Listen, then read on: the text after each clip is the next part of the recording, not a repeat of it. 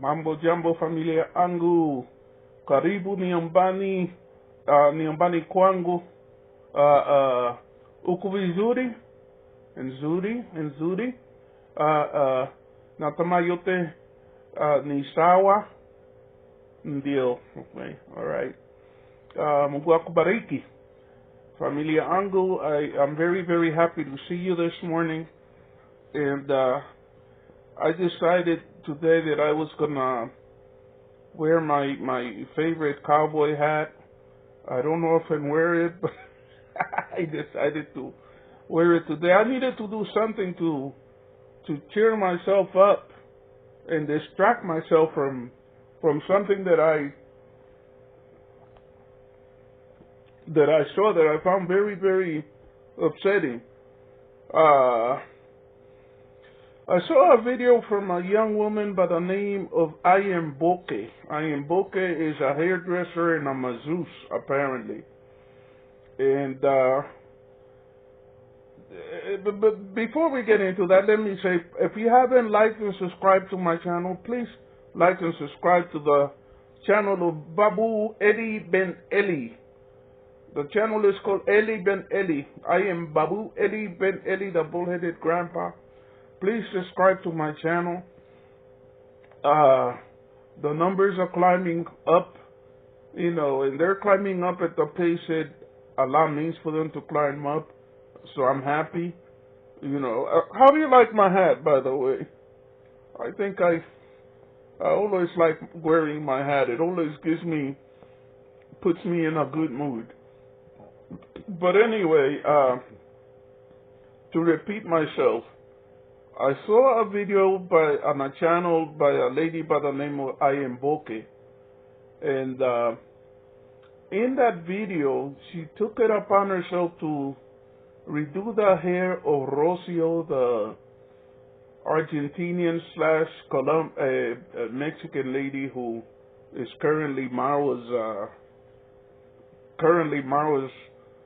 girlfriend or fiance or whatever you choose to call her. I don't think this woman is thinking it through. Okay, let me break it down for her. Marwa is a man who does not like black women. Think about it. He prefers white women.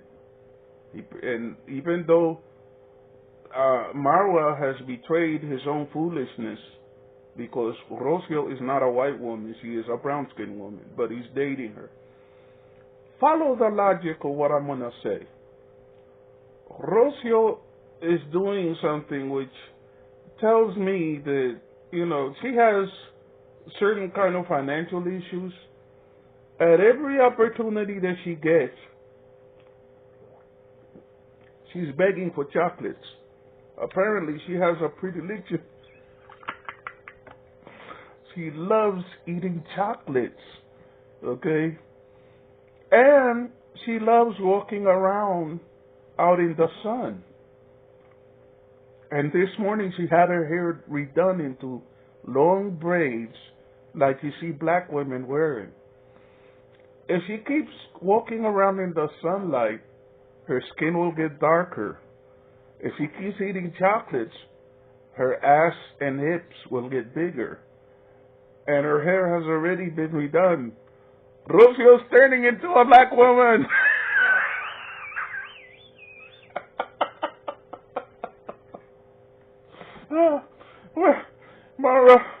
Mara's gonna wake up one day, and the skinny, starved-looking Mexican woman that he was in bed with is gonna turn into a black woman with a big behind. I believe that there's a conspiracy afoot in the Villa Medellin, the Trilla Villa in Medellin, the present fetus of the rumble in the jungle. All of these people who prepare the foods, including, what is her name? Village Cook Tea. All of these people are engaged in a conspiracy. Since Mara doesn't seem to like black women. They're trying to turn Rocio into a black woman by making sure that she eats fattening foods.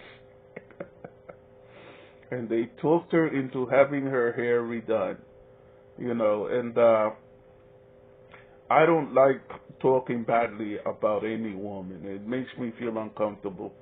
I once said that I in Paris was a hoochie, and that was purely an objective statement of fact. She, wears very tight clothing. She dances in that kind of way. She acts in a certain way. That is your classic definition of a hoochie. But I still shouldn't. I still feel. That's why I'll never say anything about Dimwango, even though I think that if I didn't feel that it's ungentlemanly to make comments about a woman, I would have so many funny things to say about Dee.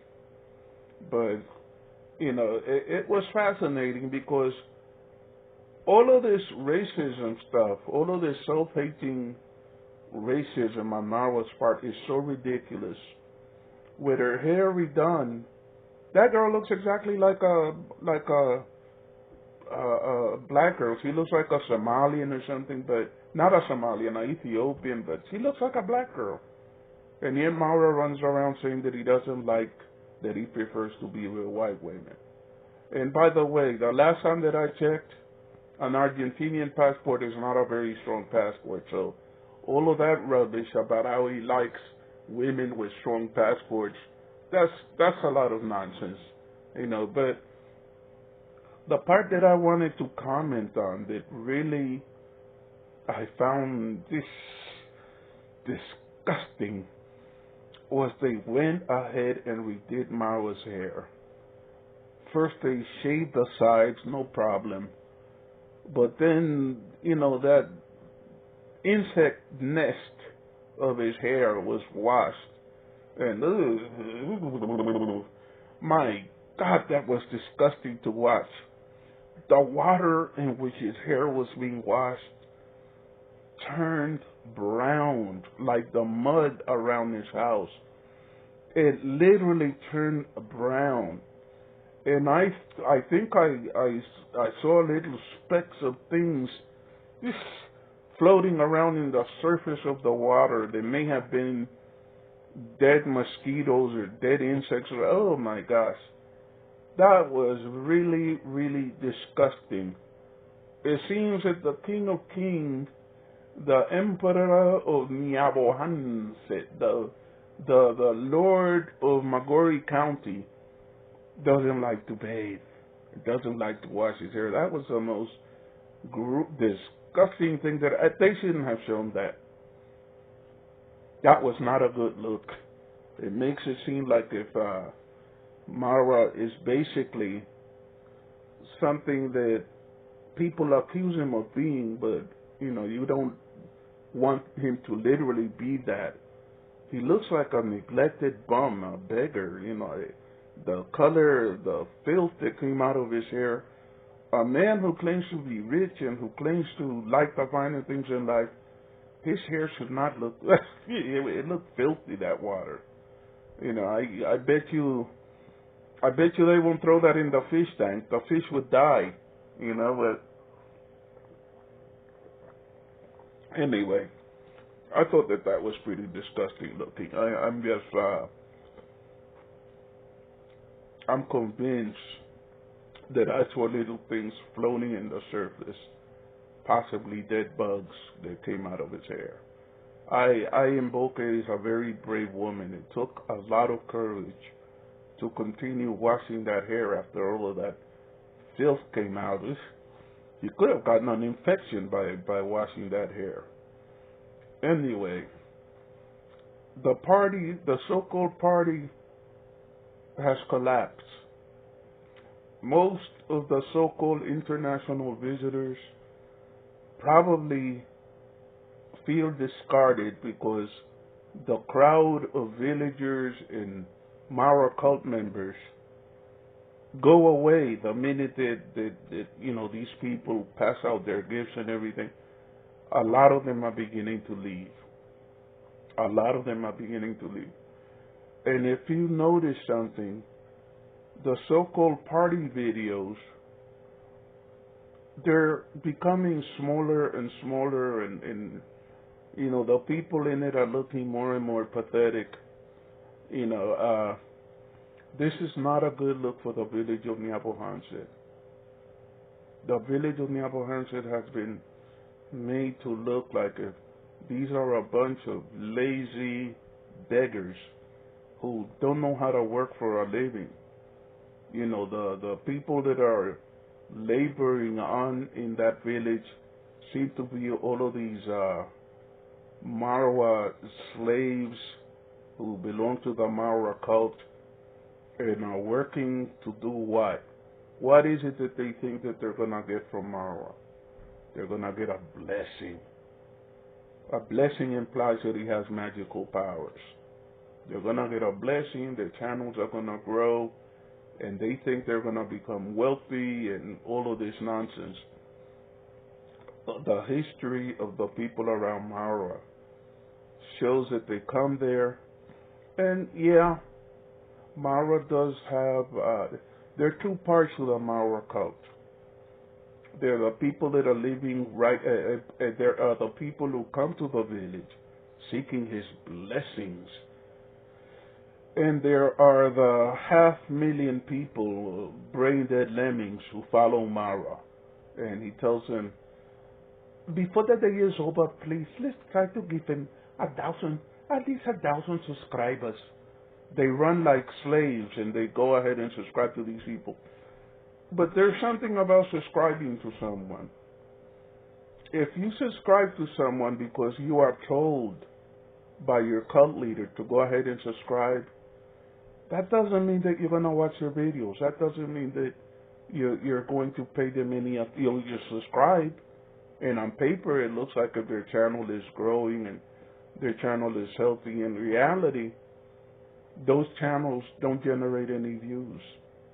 And that's why these people keep traveling back to Nyabohanse, because they think that the Mara cult thinks that traveling to Nyabohanse is almost magical, that their views are going to get better. Here's the problem with that. Marwa's channel is built on him being a traveling commando. Commando meaning that he goes around goes around not wearing any underwear with his kukumba swinging to the left and to the right. Apparently that's something to be proud of. I don't know. These people are confused. But, you know, in order to be a traveling commando, what is it that you have to do? Travel around not wearing underwear, urinating in public. Here's my point. Sooner or later, Marwa is going to leave that village. My theory is that he's going to either leave with his girlfriend, or once he gets bored with her and throws her aside, you know, since African women are not good enough for him, he's going to go ahead and he's going to leave, and he's going to try, assuming that he's not broke. Assuming that he's not completely broke, which I think there's a possibility that he will be. Feeding a lot of people ugali and sumawiki, which may not be all of that expensive, but feeding a large crowd of people for 30 days is not really going to be good for his wallet. But my theory is this. I think that we have seen the high point of that party. From here on, the crowds are going to dwindle and get smaller and get smaller. And that party is going to end up being a party in name only. It's basically going to be Marwa and the devout of the Marwa YouTube cult. I think that sooner or later, Horacio is going to start to get bored, and he's going to want to go back to Mexico or somewhere else. You know, they're treating her like she's a queen and everything, but anything gets boring after a certain amount of time. So my theory is that she's gonna eventually take off and leave Maura there by himself, and Maura himself is gonna turn around and he's gonna leave. So far, you know, unless you consider the Maura cult receiving charity from the 2 or 3 American and foreign visitors that have come, the party has been something of a flop. And by the way, the cesspool, or the mud bath pool, whatever you want to call it, has been destroyed again. And the person who has invested more time to it than anybody else, I feel sorry for him. Ian Mawira is almost in tears, and he's saying that he wants to leave. I feel sorry for that kid. But one thing's for sure, Mara does. Mara is tired of looking like a complete fool and an idiot for having invested so much money in that thing. And if you notice something, Mara no longer mentions it. Mara no longer talks about it. You know, he wants to. The